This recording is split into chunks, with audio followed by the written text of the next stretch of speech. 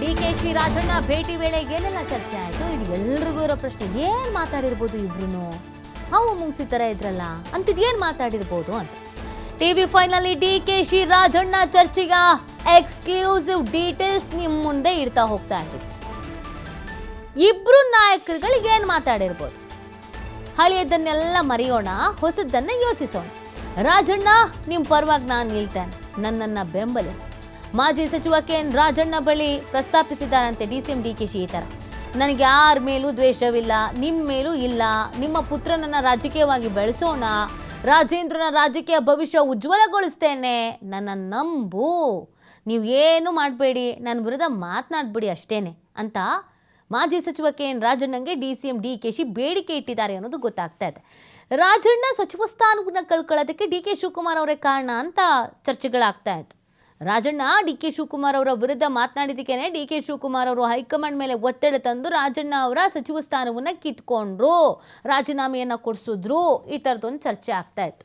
But ಈಗ ನಿನ್ನ ಮೇಲೆ ಏನು ದ್ವೇಷ ಇಲ್ಲ ಕಣಣ್ಣ, ನಮ್ಮ ಮಧ್ಯ ಏನು, ನಿಮ್ಮ ಮಗನ ನಾನು ಬೆಳೆಸ್ತೀನಿ ರಾಜಕೀಯವಾಗಿ, ಆದರೆ ನನ್ನ ಬಗ್ಗೆ ಏನು ಮಾತಾಡಬೇಡ, ಈ ಥರದ್ದೆಲ್ಲ ಬೇಡಿಕೆ ಇಟ್ಟಿದ್ದಾರೆ ಅನ್ನೋದು ಗೊತ್ತಾಗ್ತಾಗಿದೆ. ನಾನು ಆಗಲೇ ಹೇಳ್ತಾ ಇದ್ದೆ, ರಾಜಕಾರಣದಲ್ಲಿ ಇವ್ರು ನಮ್ಮ ಶತ್ರುಗಳು ಅಂತ, ಇವರೇ ನಮ್ಮ ಮಿತ್ರರು ಅಂತ ತುಂಬ ದಿನಗಳ ಕಾಲ ಇರೋದಕ್ಕಾಗಲ್ಲ.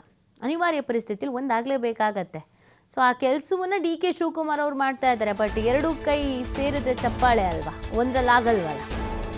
ನೋಡಪ್ಪ ಅಧ್ಯಕ್ಷ, ನೀನು ನಮ್ಮ ಪಾರ್ಟಿ ಅಧ್ಯಕ್ಷ, ನಿನ್ನ ಮೇಲೆ ನನಗೇನು ದ್ವೇಷ ಇಲ್ಲ, ಆದರೆ ನನ್ನ ಸಚಿವ ಸ್ಥಾನ ಹೋಯಿತು, ಯಾಕೆ ಅನ್ನೋದು ನಿನಗೆ ಗೊತ್ತು. ಅದೇನೋ ಟ್ರ್ಯಾಪ್ ಎಲ್ಲ ಮಾಡಿಸೋ ಪ್ರಯತ್ನವೂ ಆಯಿತು, ನನ್ನ ಕೆರಿಯರ್ ಡ್ಯಾಮೇಜ್ ಮಾಡೋ ಪ್ರಯತ್ನ ಆಯಿತು. ಅದರ ಬಗ್ಗೆ ಯಾಕೆ ನೀನಾಗಿ ಮಾತಾಡಲಿಲ್ಲ? ಡಿಸಿಎಂ ಡಿಕೆಶಿ ಭೇಟಿ ವೇಳೆ ಕೆಎನ್ ರಾಜಣ್ಣ ಈ ಸ್ಟೇಟ್ಮೆಂಟ್ ಕೊಟ್ಟಿದ್ದಾರಂತೆ. ನಮ್ಮ ಪಕ್ಷಕ್ಕೆ ಹೈಕಮಾಂಡ್ ಇದೆ, ನಾನು ನಿನ್ನನ್ನು ದ್ವೇಷ ಮಾಡುವವನಲ್ಲ, ಹೈಕಮಾಂಡ್ಗೆ ನಿರ್ಧಾರ ಮಾಡುತ್ತೆ ಮಾಡಲಿ, ನಿನ್ನನ್ನೇ ಸಿಎಂ ಮಾಡೋದಾದ್ರೆ ನಮ್ಮ ಒಪ್ಪಿಗೆ ಇದೆ ಕಣಪ್ಪ, ನಾನು ಹಳೆಯದನ್ನು ಮರಿತೇನೆ, ನೀನು ಹಳೆಯದನ್ನು ಮರಿ.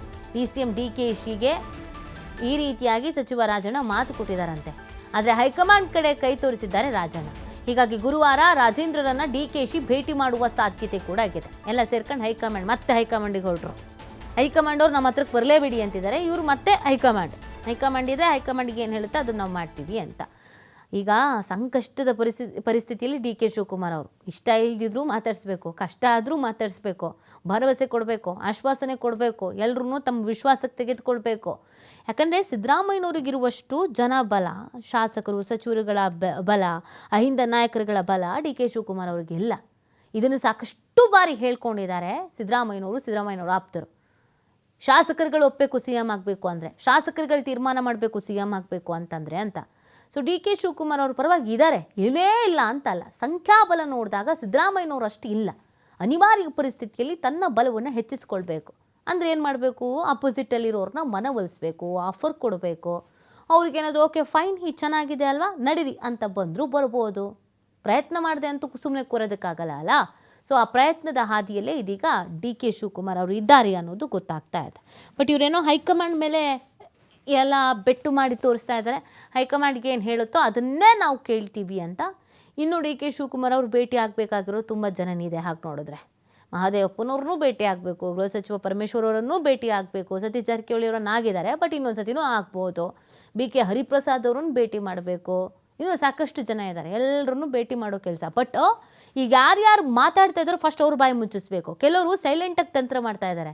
ಆದರೆ ಮಾತಾಡ್ತಾ ಇರೋದು ಹೆಚ್ಚಾಗಿ, ಡ್ಯಾಮೇಜ್ ಮಾಡ್ತಾ ಇರೋದು ಹೆಚ್ಚಾಗಿ ರಾಜಣ್ಣ, ಸತೀಶ್ ಜಾರಕಿಹೊಳಿ. ಸೊ ಇವ್ರನ್ನ ಫಸ್ಟು ಮಾತಾಡ್ಕೊಬಿಡೋಣ, ಇವ್ರನ್ನ ಫಸ್ಟು ಮನವೊಲಿಸ್ಬಿಡೋಣ ಅಂತ ಆ ಹಾದಿಯಲ್ಲಿ ಡಿ ಕೆ ಶಿವಕುಮಾರ್ ಅವರು ಇದ್ದಾರೆ.